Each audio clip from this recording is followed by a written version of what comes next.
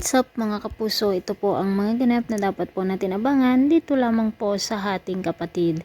Dahil nga po sa ginawa ni Tali na pamamahiya kay Belle, iginanti naman ng mga kaibigan ni Belle ito. Ginantihan naman ng mga kaibigan ni Belle si Tali mga kapuso at isinawalat nga po nila sa buong campus na si Tali ay hindi tunay na mayaman, hindi siya rich kids at kakambal pa niya itong si Tyron. Sobrang pagkapahiya nga at umiiyak itong si Tali at sinisinga niya si Tyron mga kapuso. Si Tyron naman ay talagang galit kay Belle dahil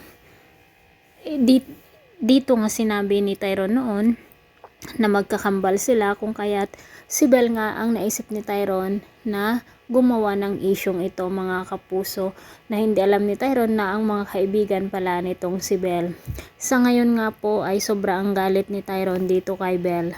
Ano kaya ang gagawin ni Tyron kapag malaman na si Belle ang tunay niyang kakambal? Samantala mga kapuso, uto-uto talaga itong si Rosel. Nakita na nga niya na magkayakap sina Darius at Melania, ngunit naniwala na naman dito sa alibay ng dalawa.